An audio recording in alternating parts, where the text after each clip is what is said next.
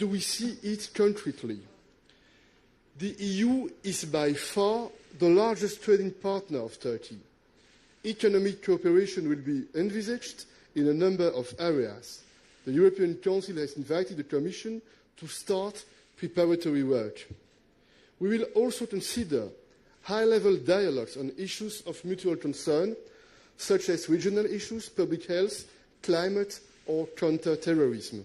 And we will explore ways to strengthen cooperation on people-to-people contacts and mobility. On migration, we appreciate Turkey's hosting of 4 million Syrian refugees and agree that EU assistance be continued. The Commission will soon present a proposal for the financing for Syrian refugees in Turkey, Jordan, and Lebanon. The rule of law and respect of fundamental rights are core values of the European Union. And we shared with President Erdogan our deep worries on the latest developments in Turkey in this respect, in particular on the freedom of speech and the targeting of political parties and media. The promotion of women's rights and Turkey's withdrawal from the Istanbul Convention have raised serious concerns in Europe. This morning, I had a very interesting meeting on these topics with representatives from the United Nations and UN Women. Dialogue on these issues remains an essential part of our EU-Turkey relationship. We also discussed regional and foreign policy issues. Differences remain, but new opportunities for peace and stability emerge, especially in Libya, which I visited last Sunday.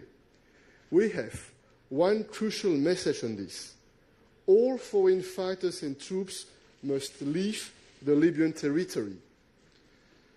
The European Union has a strategic interest in developing a cooperative and mutually beneficial relationship with Turkey, and at the same time we are determined to defend EU and Member States' interests and to promote our values. We extend our hand with our progressive agenda, and it's up to Turkey to seize this opportunity in a solid and sustainable manner. For its part, the EU is ready to walk the talk, and we will assess the progress at our European Council meeting in June. Thank you.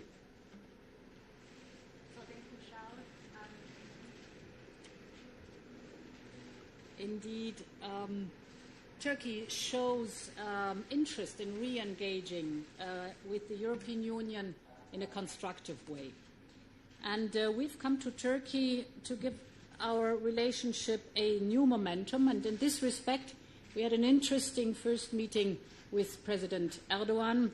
And indeed, we discussed 4 areas in depth in which the European Union and Turkey would have both benefit from enhanced cooperation. The first area is the one where we want to strengthen our economic ties. The European Union is Turkey's #1 import and export partner, and European companies are a crucial source of investment, and Turkey, within the customs union, is an important partner in many crucial value chains we have. To stimulate trade further, we will address the current difficulties we have without any doubts in the implementation of our customs union. And we will work to modernize our customs union's framework. This customs union is a unique framework we have with no other country. And therefore, we are, in addition, looking into innovative ways, not only to modernize the customs union, but also to boost public and private cooperation with a focus on the green and the digital transitions. The second area of enhanced cooperation are the high-level dialogues. Topic #1 should be in a high-level dialogue the fight against climate change. This is a common concern, and we all sense by now the danger that we are facing with increasing climate change and the follow-up consequences in our countries. Therefore, this should be one of the major topics in a high-level dialogue.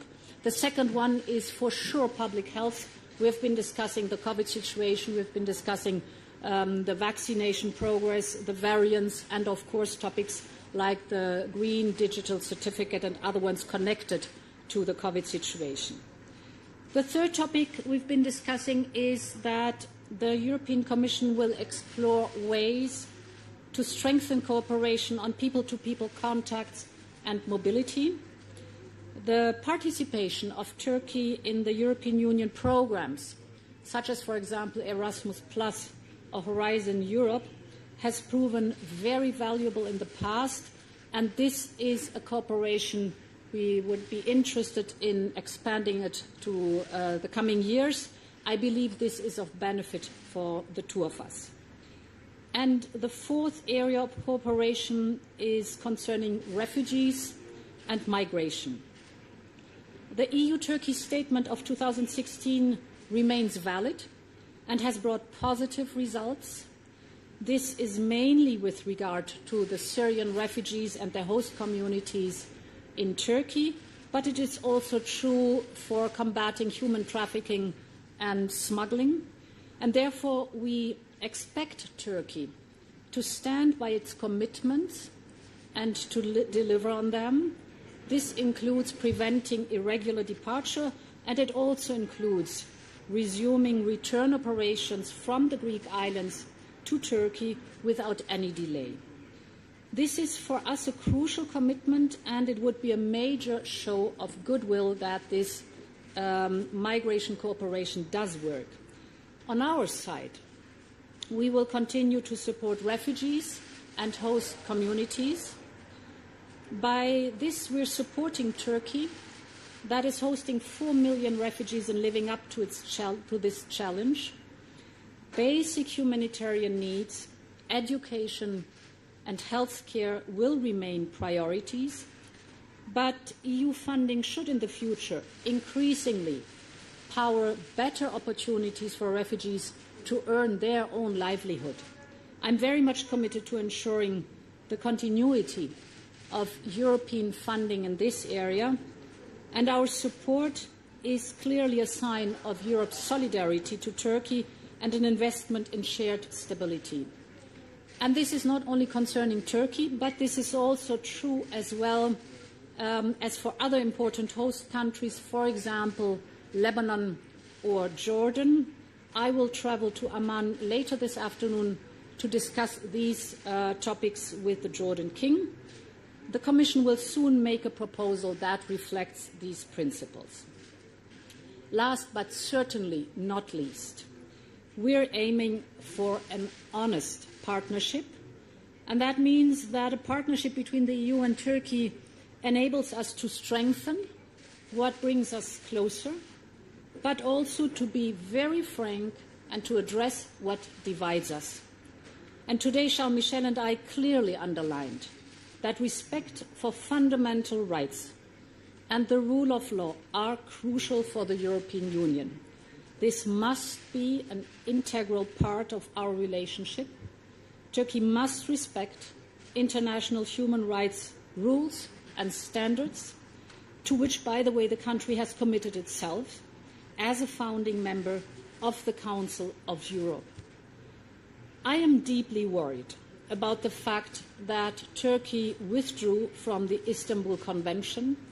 This is about protecting women and protecting children against violence, and this is clearly the wrong signal right now.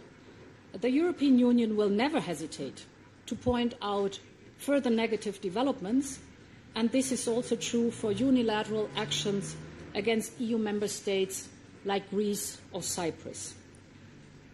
In sum, we want to move forward towards much better relations in future, but we are at the beginning of this road, and the weeks and months ahead will show how far we can go on this road together.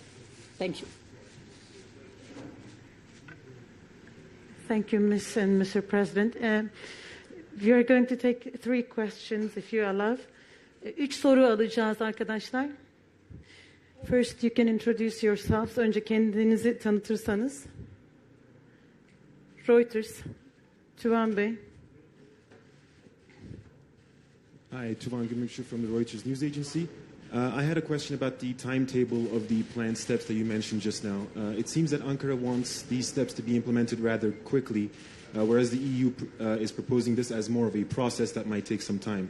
During your meeting with President Erdogan today, did you have a chance to discuss a concrete timeline for these steps? And secondly, what impression did you get from President Erdogan about remaining true to the commitments that Turkey has made in terms of de-escalation? Thank you very much. This was, in my opinion, an important meeting, an important moment, because it was the opportunity for us to explain what's the European vision and what's a possible positive agenda based on what we think should be the priorities in the future. But there is one certainty.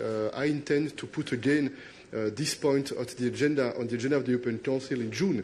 It means that now the Commission will work very actively and probably also in partnership with the Turkish authorities in order to prepare the next steps.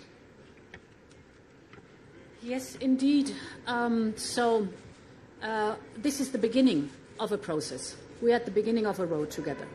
And where this road leads us to is also not only very much depending, of course, of the content of negotiations we have together, but also dependent on a clear commitment from Turkey to maintain this positive momentum.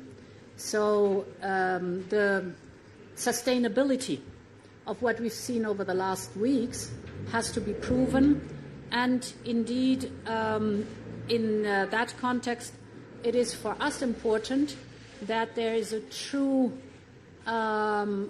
attitude towards respecting human rights, respecting the rule of law, and moving in that direction. We had an intensive discussion, indeed, about the withdrawal from the Istanbul Convention, because we think this is not the right signal at the moment being. It is not the right signal anyhow, because the Istanbul Convention is very clear in protecting women and children in a broad scope and in a encompassing context. So this is a topic where we will never get tired to be very clear on it. This is hampering the process, and we wish for a different approach. Başka sorusu olan var mı acaba? Miriam. Miriam Schmidt from German Press Agency. Hello. So you already mentioned human rights, and you said that you had a discussion about the Istanbul Convention with Mr. Erdogan. I'm wondering if you also had a chance to discuss issues like the attempt to shut down Turkey's largest opposition party, HDP, cases under terror charges against German citizens, or the fact that Turkey ignores decisions of the European Court of Human Rights, for example, to release Osman Kavala and Selahattin Demirtas. Did you have a discussion about these cases, and what did Mr. Erdogan say about that? And then connected to this, I want to know, nevertheless, the European Union wants to deepen trade ties with Turkey, and human rights organizations and also the German opposition is very concerned about this approach.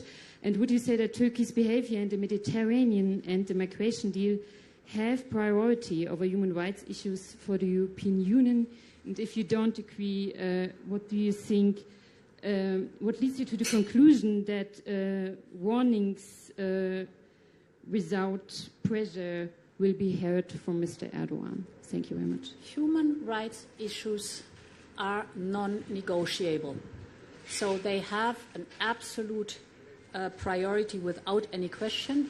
We were very clear on that this is our position. And indeed, we have been, for example, discussing the fact that the European Court of Human Rights was clear and is clear on Kavala and Demirtas, and that as a founding member of the European Council, it is important that Turkey respects rulings of the European Court of Human Rights. And indeed, in the Istanbul Convention, we certainly did not convince, but we urge Turkey to reverse its decision because it is the first international binding instrument to combat violence against women and children, and it's today indeed more important than ever to support it. So we need allies in the global fight against violence against women and children. Okay. Thank you. We already take more than 3 questions. Thank you. The press conference is over. Thank you, Ms. and Mr. President. If you could please stay at your seats so that the principals can leave without having a crowd, and have the cameras go to the side so that we can move out easily and without crowds.